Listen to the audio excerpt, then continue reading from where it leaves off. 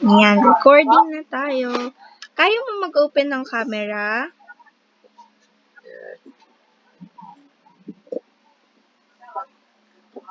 Ayan. Ayan. So, meron ka bang naka-ready na paper at saka na pen?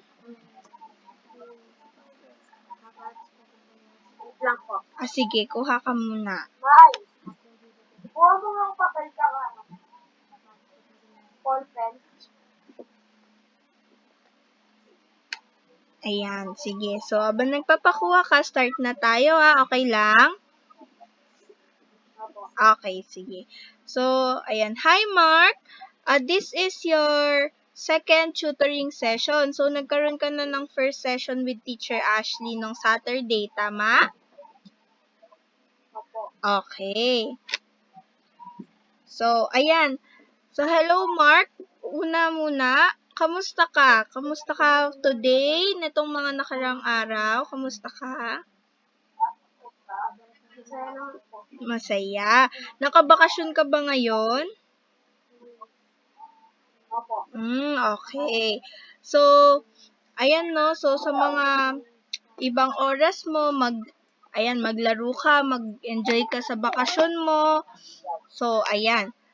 Kamusta naman yung past session mo kay Teacher Ashley? Kamusta yung naging session yun ni Teacher Ashley?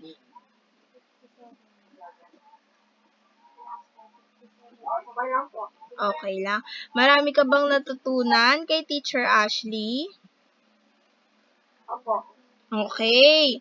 So, mukhang naging maganda yung naging session nyo, no? So, proceed na tayo sa session natin ngayon. So, magsa-start na tayo sa first activity natin. Meron ka na bang ball pen and paper? Opo. Okay. So, meron ka na dyan, ha? Ayan. So, sulat mo dun sa paper mo. So, for activity 1, choose a word that best describe the picture. So, nakita mo yung box dyan sa gilid. Ayan yung mga words. Tapos, dun sa mga pictures, anong tawag ba sa mga, anong tawag sa mga picture na yan?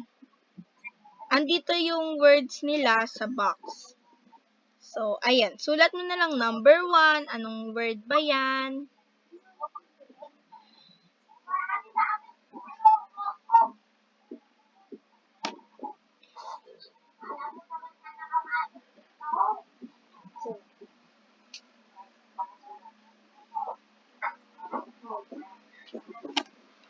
Ayan. So, sige, you may start na.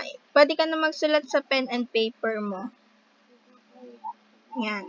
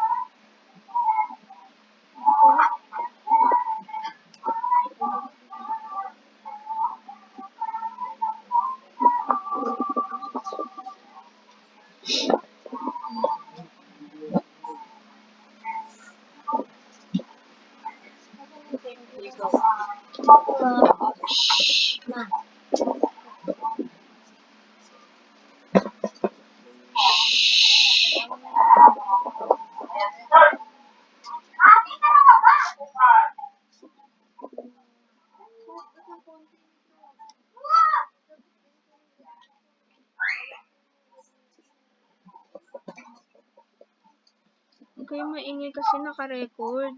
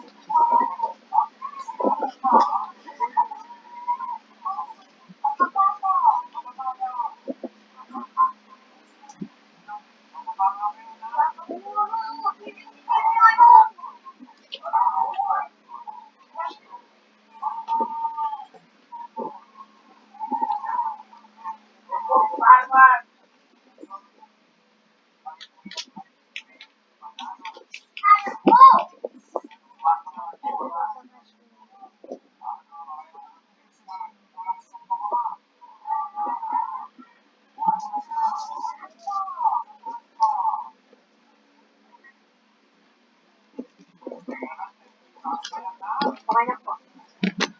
Okay. So, tapos ka na? So, sige. Check ka na natin siya ngayon. Okay? So, anong sagot mo sa number 1? Clock. Clap. Tama.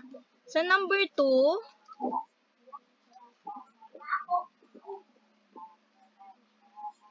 Smell. sa number 2, etong number 2. Ay, nawala. Etong number 2, ano siya?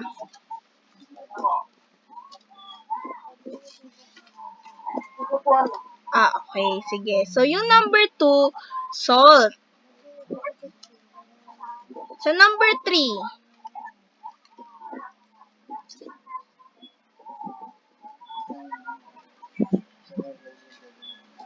ano? Frog. Tama. Sa number 4,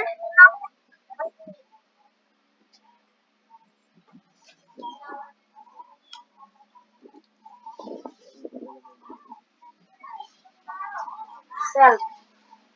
ha? Self. Okay. So, yung number 4, smell. Smell. Okay. So, sa number 5, Stop. stop. Tama. So, ano yung nakikita mong pagkakapare-pareho nila? Dito sa mga words na nandito, ano yung nakita mong pagkakapare-pareho nila? May idea ka ba? O, alam mo ba kung ano? May napasignal. Hello? Naririnig? Opo. Okay. Pero yung kanina po, hindi po natin siya. Okay, sige. So, ulitin ko na lang. Ano yung sa tingin mo? Wait lang ah.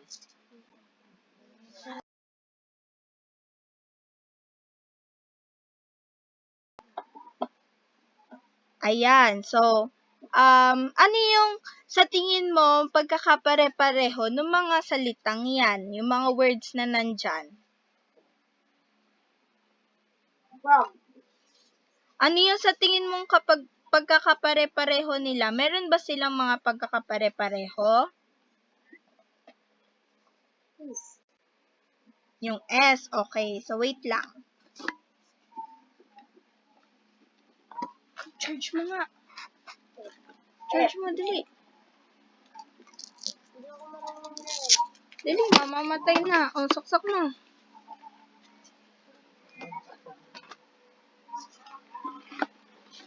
Hello? Ayan. So, yan. So, ang pagkakapare-pareho nila for today, ang aaralin natin ay consonant blends. So, ano ba yung consonant blends? Sabi dito, yung consonant blends daw ay ang two consonants na pinagsama at may iisang tunog, or two consonants put together and sounded as one. So, may mga consonant blends daw na nahahanap sa umpisa ng word. So, ito yung example natin. Pwede mo bang basahin yung example?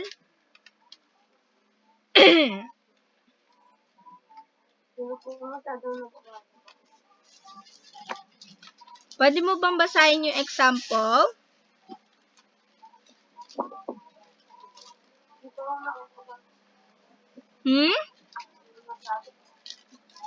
Sorry, hindi kita marinig.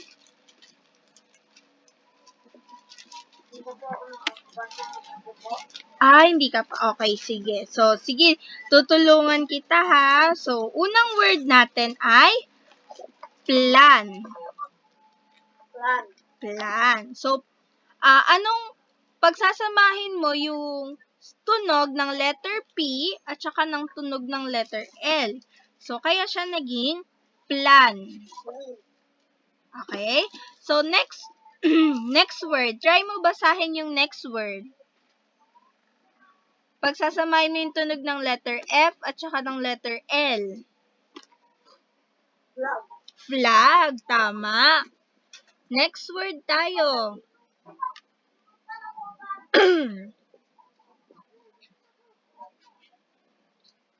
Blue. Bloom. Blue. Okay, so pag yung dalawang letter O, magkasama or magkadikit, ang basa sa kanila ay U. U. So pag pinagsama-sama mo si letter B, si letter L, bloom. Naintindihan po?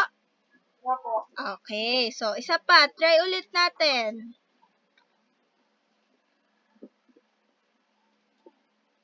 Crab. Crab. Okay, tama. Eto kaya,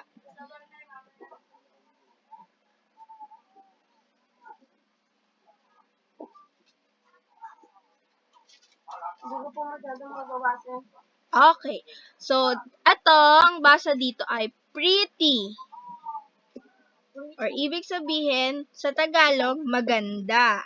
Okay? So, next word. Sa tingin mo, paano to basahin?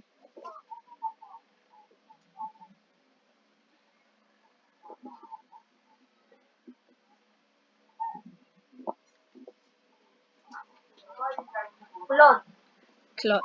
Cloud. So, ang basa dito ay cloud. Okay? Cloud. Okay. So, next word tayo. Eto. Ayan. Ano kayang basa dyan?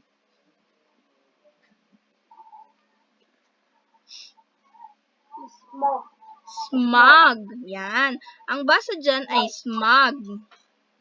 Smog. Okay. So, yung O, nagtunog letter A siya. Smog. Okay? Naintindihan po? Opo. Okay. So, next tayo. Ito. So, sabi ko kanina, pag magkatabi yung dalawang O, ang basa sa kanya ay U. So, paano siya babasahin? Smoke. Snoop. Tama. Very good. Ito.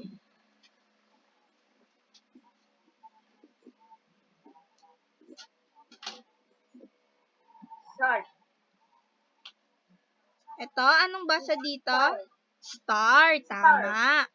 Very good. Ito. Last. Slap. Slap. Ayan. So, ganun magbasa ng mga consonant blends. Yung dalawang consonant, alam mo yung consonant? Hindi po. Okay. So, sige. So, nung session mo kay Teacher Ashley, ang pinag-aralan nyo yung vowels. Tama? So, yung vowels, yun yung A, E, I, O, U. U. Okay? So, natatandaan na kung ano yung vowels? Opo. Okay. So, ngayon naman, ang pag-aaralan natin ay consonant. So, yung consonant, yun yung ibang letters sa alphabet na hindi kasama sa vowels. Gets? Naintindihan po kung ano yung consonant? Sige. So, example ng consonant, yun yung B, C, D, F, G, yun yun. Okay? Opo. So, tatanggalin lang natin si A, E, I, O, U kasi sila yung vowel. So, lahat na ng letters sa alphabet, consonant na sila. Okay? Naintindihan po? Opo. Okay. So, sinasabi, si consonant blends, ibig sabihin nun, pinagsama yung dalawang consonant. So, for example, ito, first word natin, si letter P at saka si letter L. Pinagsama sila. So, nung pinagsama sila or pinagdikit sila, pinagtabi sila, naging isa na lang yung tunog nila. So, anong ang tunog ni P at saka ni letter L pag pinagsama? Ano yung tunog nila? Pla. So, pl, pl, pl. So, naging isa na lang yung tunog nila, diba? So, nung binasa natin siya kanina, ang basa natin ay plan. So, pl. Naging isang tunog na lang siya. Hindi na siya dalawang tunog. Okay? Naintindihan po si consonant blends? Meron ka bang tanong? Medyo naguguluhan ba? Naguguluhan ka ba? Okay, sige. So, sabi kanina, yung may mga consonant blends daw na nakikita sa umpisa ng word. So, katulad nga nung plan, nung flag, pero meron ding mga consonant blends na nahahanap or nakikita sa hulihan ng mga words. So, for example natin, pwede mo bang basahin?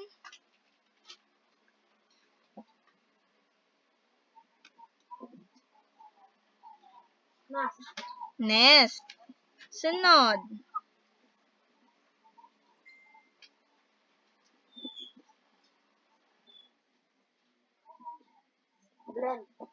Belt. So, ang basa po dito ay belt. Sige nga, ulitin mo nga. Belt. Tama. Sunod.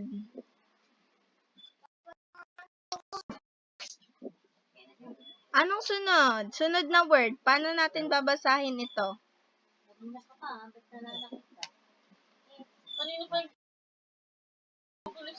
Sun. Tama. Ito.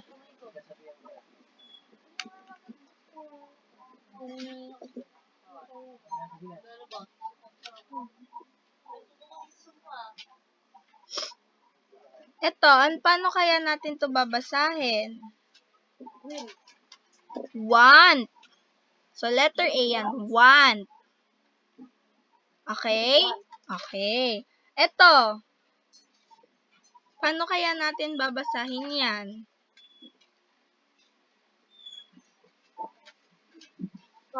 Come. Tama. Ito, last. Help. Tama. Ang galing. So, ayun. Nakita natin yung mga naka-underline, yun yung consonant blend. So, nasa hulihan na sila ng word or ng salita. So, may mga ganon, may mga nasa hulihan, merong din mga nasa unahan. So, naintindihan na po si consonant blends? Okay, very good.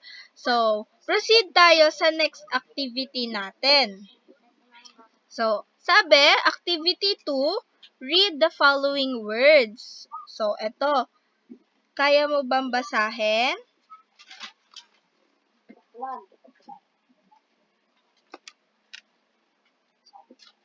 Sunod, plan.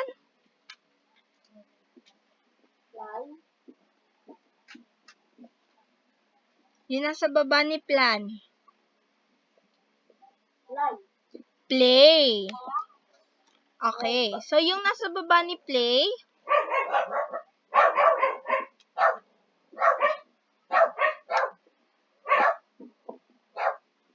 place. So, ang basa po dyan ay place or lugar. Okay? Okay, next.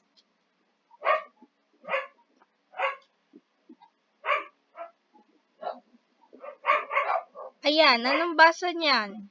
Anong basa dyan sa unang-una?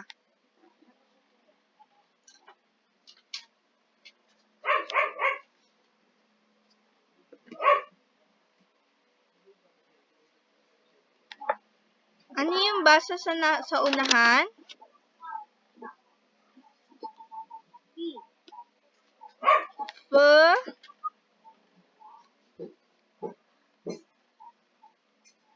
FL. FL po yan. Ano pong basa dyan?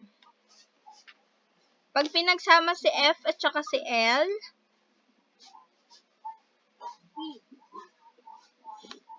okay, dito sa nasa baba niya. Dito, ito. Yan. Anong basa dyan?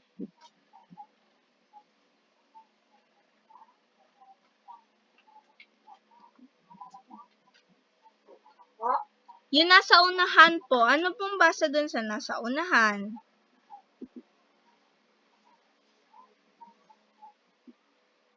Flag. Flag. Eh, yung sumunod sa kanya,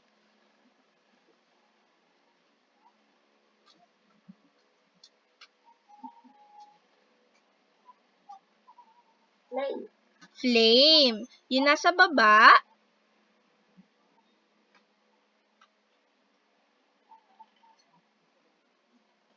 Oo. flavor. So, ang basa po dun ay flavor. Okay, next.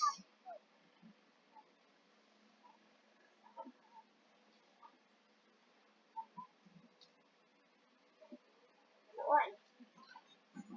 Bloom. Blue. Okay. So, yung itong nasa pinakababa, anong basa dyan?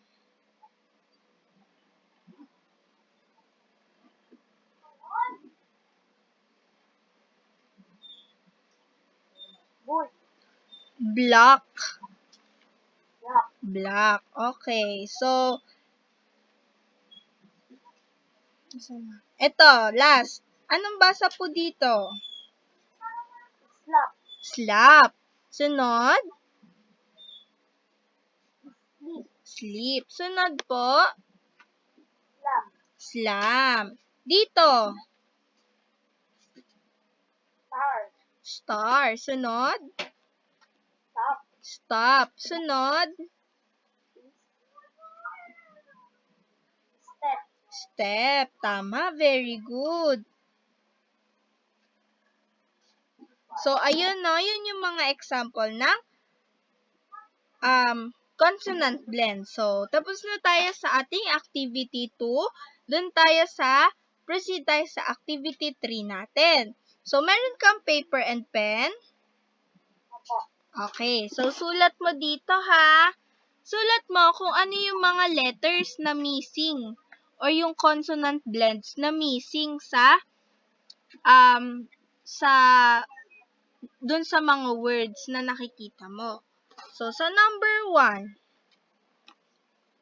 ano kaya yung missing dyan na letters?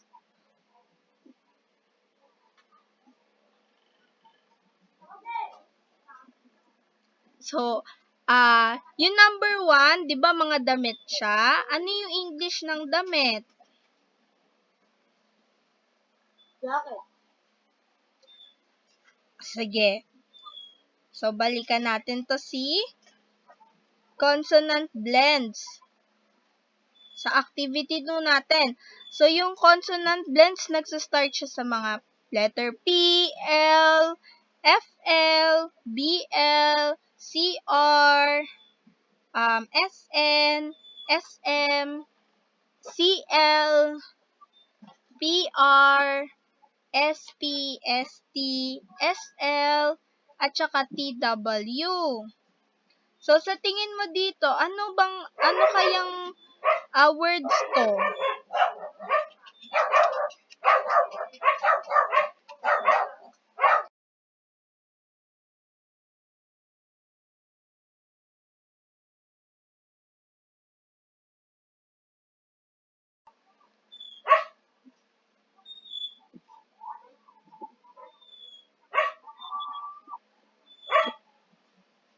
Okay na?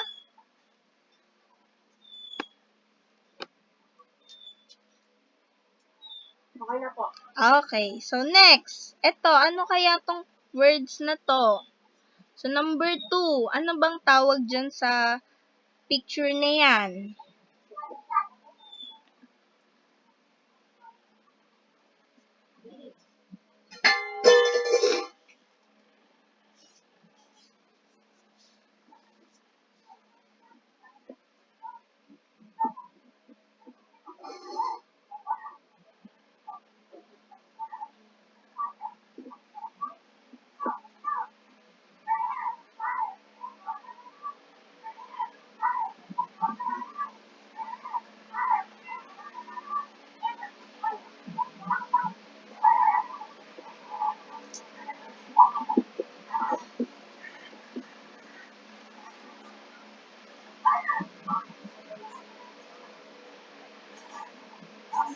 Okay na po.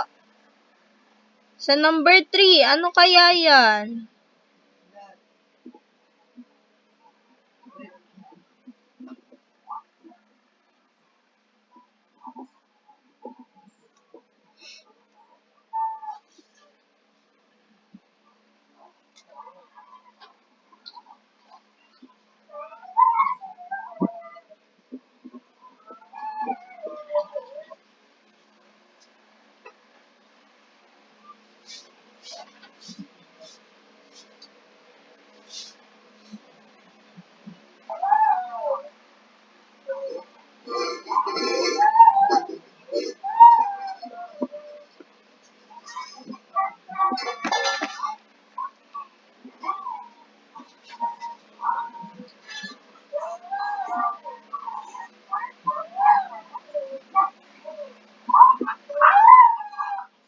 Okay na po.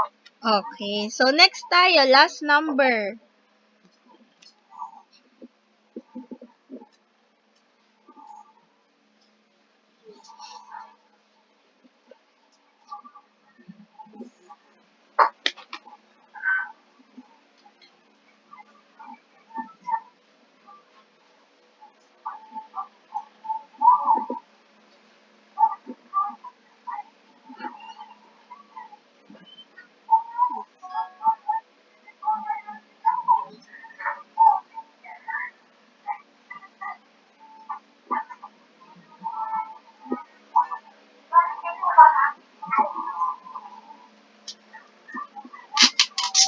Okay na po. Okay. So, checkan natin ha. So, sa number 1, ano yung nilagay mo? Damit. Okay, damit. So, ang kulang na letters dito ay C at saka L. Kasi, ang English po ng damit ay clothes. Clothes. Yan, clothes. So, dito, lalagyan natin siya ng letter C. Dito, lalagyan natin siya ng letter C at saka ng letter L para maging clothes. Okay po? Opo. Okay. So, sa number 2, ano yung tawag dito? Flag. Flag. Tama. Very good. Sa number 3,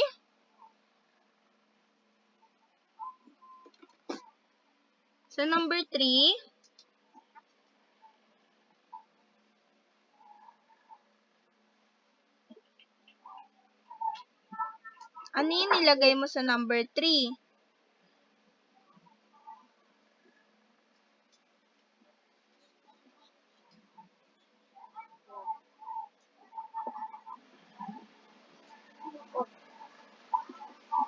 Makulang eh.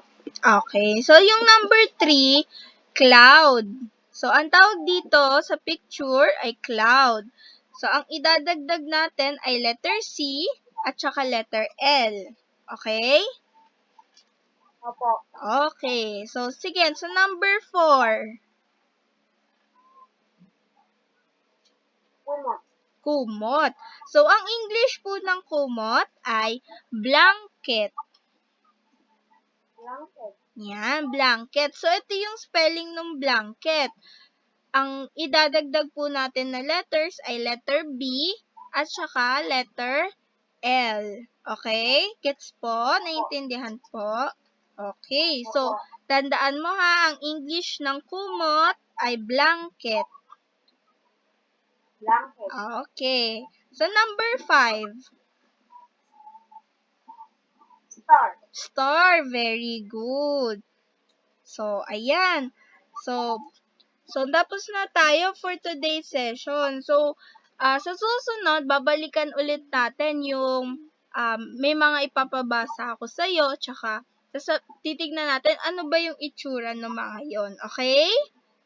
Opo. Okay. So, tandaan mo, Mark, for today, yung inaral natin ay consonant blends. Ayun po yung tawag doon. Okay? Opo. Okay, sige. See you next session. Bye-bye! Bye po. Hindi ko magpipicture. Ay, oo nga, magpipicture. Oo nga, magpipicture pala tayo. O sige, picture tayo. Sige, 1, 2, 3. Ayan. So, sige. Okay na. Bye-bye. Bye po. Ingat ka. Thank you po. Thank you po.